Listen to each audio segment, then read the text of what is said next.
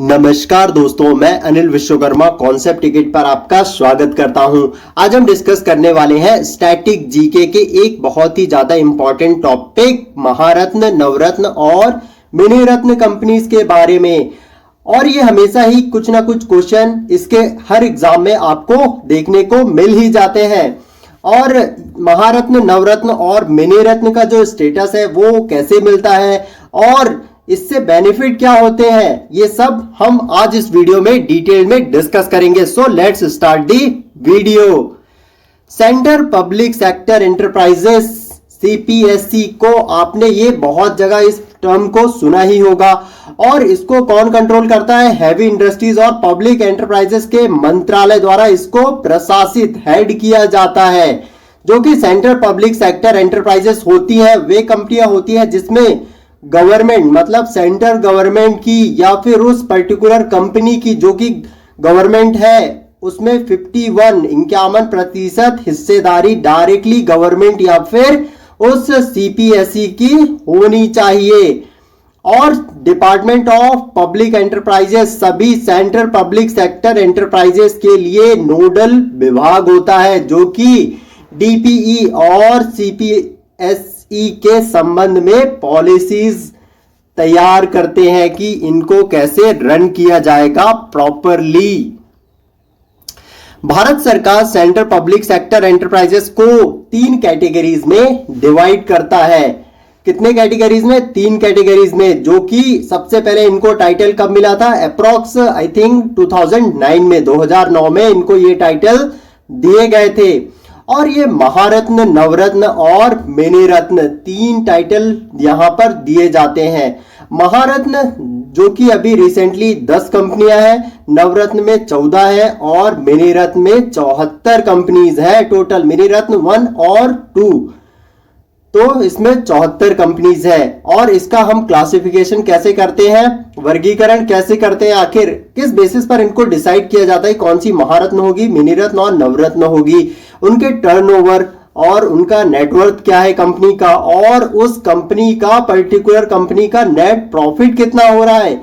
इन कारकों पर, इन चीजों पर डिपेंड करता है कि उसको कौन सा स्टेटस मिलेगा। और सिक्योरिटीज और उस कंपनी को securities and exchange board of India SEBI के नियमों के अनुसार स्टॉक एक्सचेंज, जो कि हमारे इंडिया में 2 है, एक Bombay stock exchange and Indian stock exchange, 2 he stock exchange है, उस पर उस कंपनी की प्रेजेंस भी होनी चाहिए उस सेबी के गाइडलाइंस के अनुसार।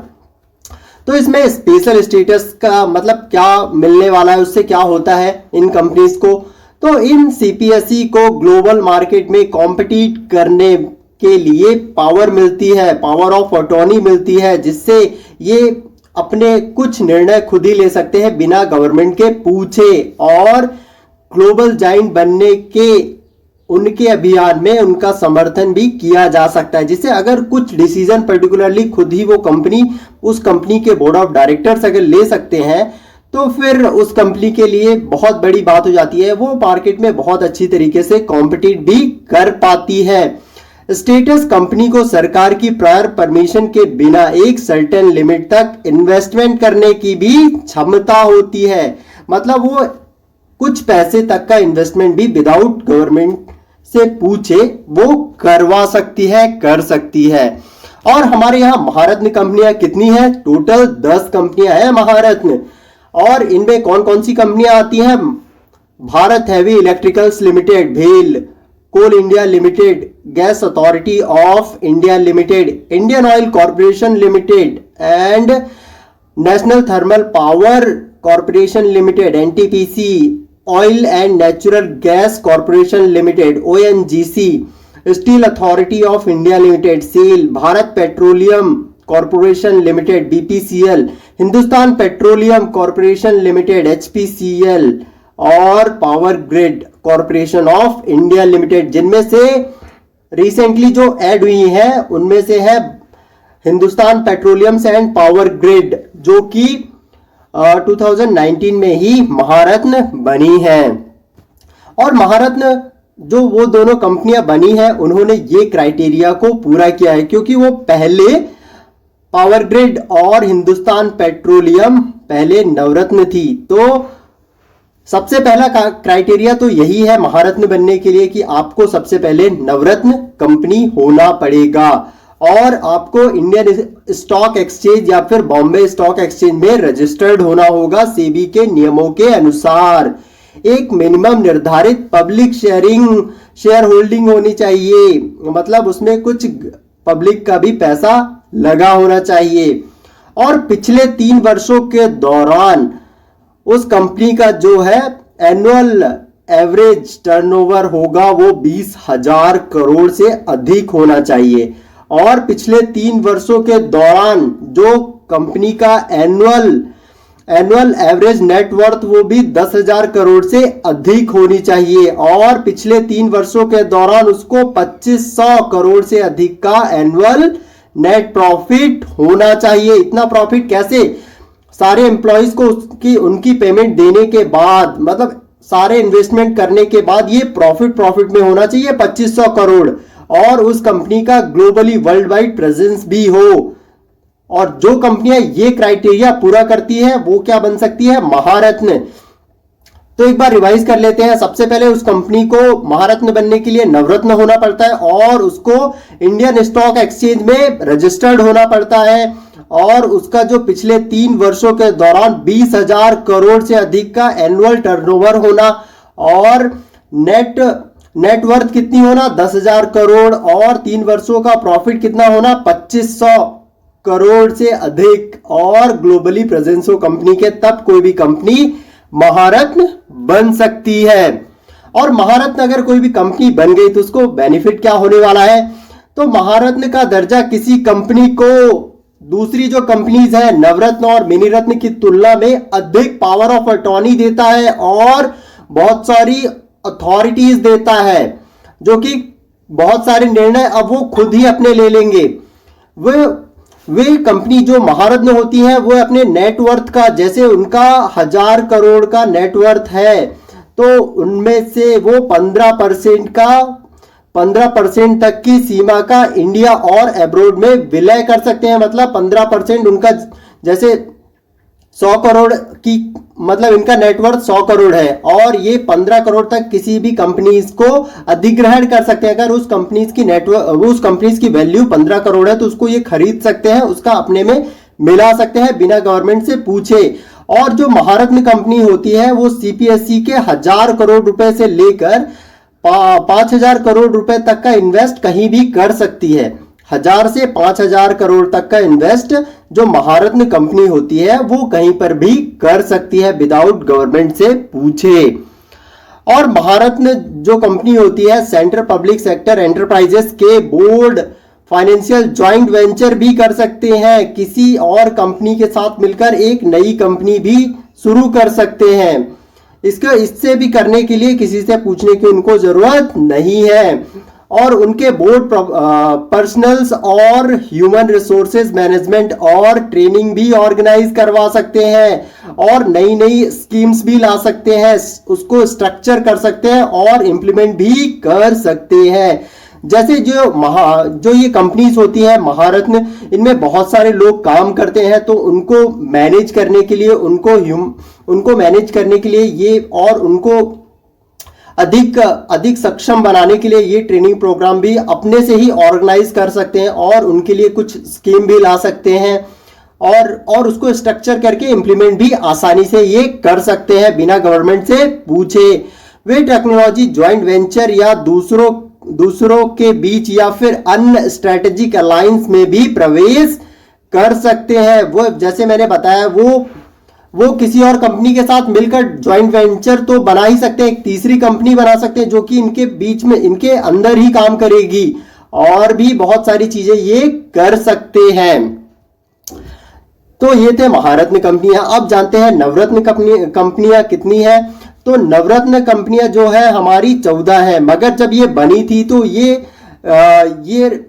अकबर के दरबार के जो 9 रत्न है ना, उनका ही टाइटल लेके बनाया गया था। 9 रत्न उसको ही सोचकर विचार करके ये बनाई गई थी। पहले जब शुरू हुई थी जब ये 9 ही थी, पहले नवरत्न कंपनियां 16 थी, मगर हिंदुस्तान पेट्रोलियम और पावर ग्रिड महारत्न बन गई, तो अब ये 14 ही बची है नवरत्न कंपनियां। तो इनमें कौन कौन सी आती है? भारत इलेक्ट्रॉनिक्स लिमिटेड और container corporation of India, engineers India limited, Hindustan aeronautical limited, Bharat संचार निगम लिमिटेड, बीएसएनएल। पहले आपको पता होना चाहिए, पहले ये महारत्न कंपनी थी, मगर ये वहां पर पर्टिकुलर अपना जो उसका टारगेट है वो उसको अचीव नहीं कर पाई, जिसके कारण इसको वापस नवरत्न कर दिया गया, क्योंकि प्राइवेट सेक्टर जैसे एयरटेल, आइडिया, जियो वगैरह के साथ ये कॉम्पिटिट प्रॉपरली नहीं कर पा रही थी प्राइवेट प्लेयर के साथ, जिसके कारण इसको काफी लॉसेस हो रहे थे, जिसके कारण इसको महारत्न से नवरत्न बना दिया गया। ऐसा नहीं है कि कोई कंपनी अगर महारत्न बन गई तो वो नवरत्न भी बन सकती है, और नवरत्न से महारत्न तो बन ही सकती है, और कोई नवरत्न है तो वो मिनी रत्न भी बन सकती है, और मिनी रत्न महारत्न बन ही सकती है। मतलब कोई भी कहीं भी जा सकता है परफॉर्मेंस बेसिस पर। National aluminium company, national building construction corporation जो बिल्डिंग बनाती है हमारी, नेशनल मिनरल डेवलपमेंट कॉर्पोरेशन और NLC India limited, oil India limited, इसको जो हमारी महारत्न कंपनी है ओएनजीसी या फिर ऑयल इंडिया कॉर्पोरेशन लिमिटेड से मिक्स मत करिएगा, ये अलग है ऑयल इंडिया लिमिटेड।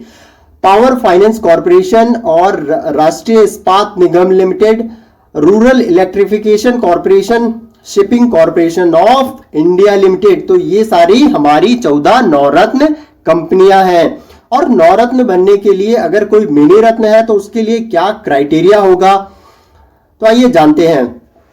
कोई भी अगर मिनी रत्न कंपनी है, 1 है, मिनी रत्न 1 और 2 होती है, तो मिनी रत्न 1 वाली है जिसने पिछले 3 वर्षों में जो उसकी जो क्वालिटी है उसको 6 पैरामीटर्स पर मेजर करते हैं कि एक्सीलेंट है, वेरी गुड है, इसको दो रेटिंग दी जाती है। और ये जो 6 पैरामीटर हैं ये 100 पॉइंट के होते हैं। अगर इनमें से कोई भी कंपनी 60 पॉइंट ला लेती है या 60 से ज्यादा या फिर 60 पॉइंट ला लेती है तो उसको नवरत्न बनाने के लिए सोच सकते हैं, विचार कर सकते हैं। तो पहला पॉइंट है net profit to net worth, मतलब जितना उसका नेट वर्थ है उतना उसका नेट प्रॉफिट होना चाहिए, इसके लिए 25 पॉइंट है। और प्रोडक्शन या फिर सर्विस की लागत के लिए मैन पावर की लागत, जो भी प्रोडक्शन हो रहा है और सर्विसेज हो रही है उसमें मैन पावर की जो भी लागत है वो उसके लिए 15 पॉइंट मिलेंगे। और एम्प्लॉयड कैपिटल के रूप में ग्रॉस मार्जिन, उसके लिए 15 पॉइंट मिलेंगे। और जो टर्नओवर के रूप में ग्रॉस प्रॉफिट हो रहा है उसके लिए 15 पॉइंट मिलेंगे। पर शेयर में कमाई कितनी हो रही है उसके लिए 10 पॉइंट मिलेंगे। और जो नेट प्रॉफिट हो रहा है नेट वर्थ के आधार पर इंटर सेक्टोरियल से कंपेयर करने पर उसके लिए 20 पॉइंट मिलेंगे। जो कंपनी भी इन 6 पॉइंट को फुलफिल करेगी वो नवरत्न बन सकती है। एक बार रिवाइज कर लेते हैं। तो net profit to net worth के लिए 25 पॉइंट मिलेगा, प्रोडक्शन या सर्विसेज की लागत के लिए मिलेंगे 15 पॉइंट्स, एम्प्लॉयड कैपिटल के रूप में ग्रॉस मार्जिन 15 पॉइंट और टर्नओवर के रूप में ग्रॉस प्रॉफिट उसके लिए भी 15 पॉइंट है। और पर शेयर की जो भी कमाई होगी, इनकी इनकम होगी, इसके लिए 10 पॉइंट मिलेंगे। और नेट प्रॉफिट नेट वर्थ के आधार पर इंटर सेक्टोरियल कंपैरिजन में भी 20 पॉइंट मिलेंगे। ये टोटल मिला के 100 पॉइंट होते हैं, जिसमें से अगर कोई भी कंपनी 60 पॉइंट या फिर उससे ज्यादा लाती है तो वो नवरत्न बनने के लायक है। और नवरत्न अगर कोई भी कंपनी बन गई तो उसको उससे बेनिफिट क्या होगा, लाभ क्या होने वाला है। तो इंडिया या फिर अब्रॉड में फाइनेंशियल ज्वाइंट वेंचर ये भी कर सकती है और होली ऑन्ड वाली सहायक कंपनियों को इस शर्त के साथ स्टैब्लिश कर सकती है, मतलब खुद भी कोई भी कंपनियों को स्टैब्लिश भी ये कर सकती है ज्वाइंट वेंचर के साथ। और सीपीएसई का इक्वालिटी इन्वेस्टमेंट भी, कुछ इन्वेस्टमेंट भी ये भी कर सकती है, जैसे किसी भी बड़े प्रोजेक्ट पे ये 1000 करोड़ तक का इन्वेस्टमेंट कर सकती है।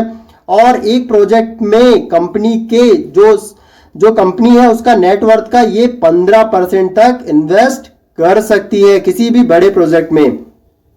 और सभी ज्वाइंट वेंचर्स के साथ, ज्वाइंट वेंचर भी कर सकती है किसी कंपनी के साथ, और अपनी सब्सिडरी अलायंसेस भी बना सकती है, मतलब किसी कंपनी को खरीद भी सकती है। जैसे कि अगर उस कंपनी का जो नेटवर्थ, मतलब इस कंपनी का जो नेटवर्थ है उसका जो 30% की अगर उस कंपनी की वैल्यू है, इतना का वो खरीद सकती है कोई भी नवरत्न कंपनी उस छोटी कंपनी को।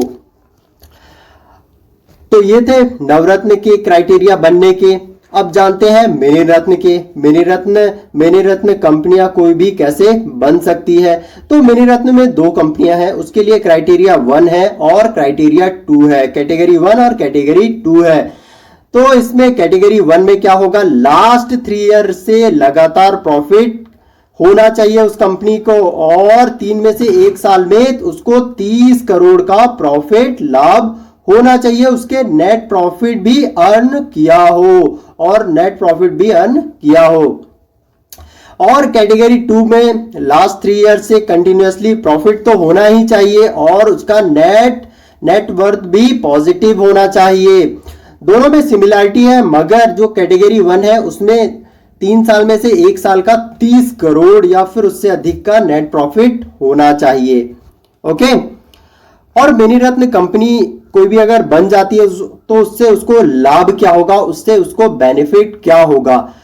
तो उससे क्या होगा, कैटेगराइजेशन कंपनी बोर्ड को गवर्नमेंट के बिना पूछे वो अपने स्टेटस के अनुसार इन्वेस्टमेंट कर सकती है। जैसे मिनी रत्न 1 है, वे 500 करोड़ तक या फिर उसकी जो नेट वर्थ है उतना वो इन्वेस्ट कर सकती है। जैसे किसी भी करोड़ की किसी भी मिनी रत्न कंपनी का जैसे टर्नओवर 600 करोड़ है, ठीक है, नेटवर्थ उसकी 600 करोड़ है, तो वो जो भी कम है तो वो 500 करोड़ तक का इन्वेस्टमेंट कर सकती है।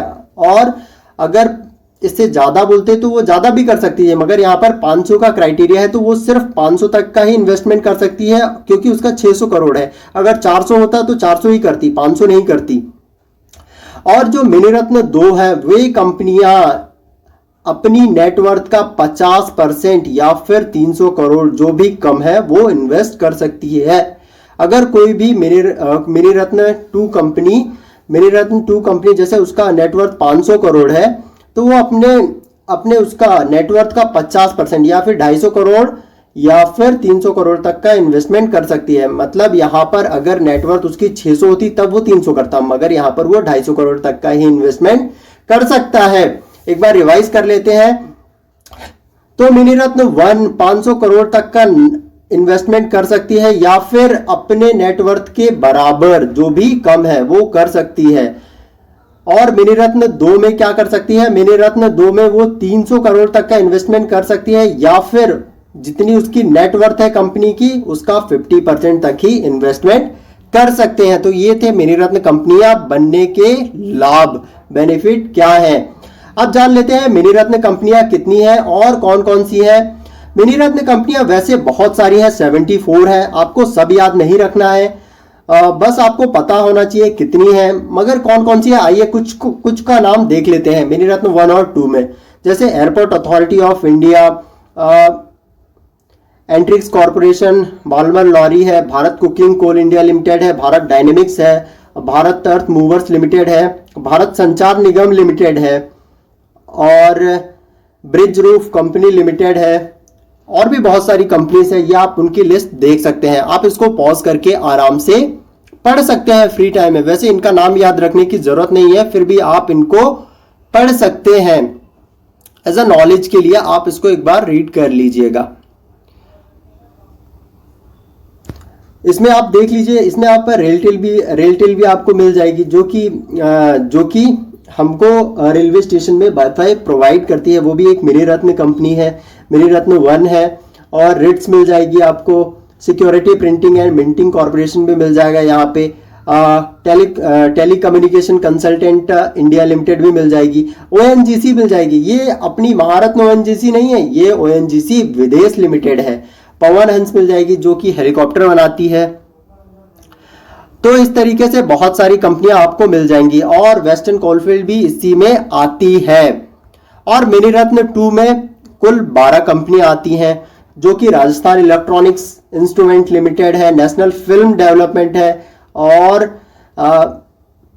एमिकॉन लिमिटेड है, central railside warehouse company है, इंजीनियरिंग प्रोजेक्ट है, और एचएमटी लिमिटेड है, Indian medicine and pharmaceutical corporation limited है, and artificial limbs manufacturing corporation of India है, भारत पंप्स है, and broadcast engineering consultant India है। तो ये सारी कंपनियां जो है टोटल 74 थी जो कि मिनीरत्न थी। और ये सारी कंपनियों को आपको सिर्फ याद रखना है कि कितनी कंपनियां हैं महारत्न में। महारत्न का तो पूरा आपको नाम भी याद रखना है और वो कैसे बनती है।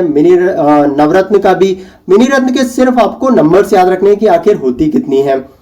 तो आपको एक बार रिवाइज करा देता हूं। महारत्न टोटल हमारी 10 है और नवरत्न 14 है और मिनीरत्न कंपनियां 74 है। तो आप इसको एक दो बार रिवाइज करें जिससे आपको ये कंफर्म हो जाएगा और आप एग्जाम में बहुत बेहतर कर पाएंगे। तो ये था आज का लेक्चर। अगर आपको पसंद आया तो आप इसको लाइक करें, शेयर करें एंड हमारे चैनल कॉन्सेप्ट टिकट को सब्सक्राइब करें। रेगुलर अपडेट के लिए बेल आइकन प्रेस कर दीजिए। बेसिकली लेक्चर की पीडीएफ के लिए आप मुझे टेलीग्राम पर फॉलो कर सकते हैं। रेगुलर अपडेट के लिए इंस्टाग्राम एंड फेसबुक पर फॉलो कीजिए। तो ये था आज का lecture. Thanks for watching concept ticket. आपका दिन शुभ।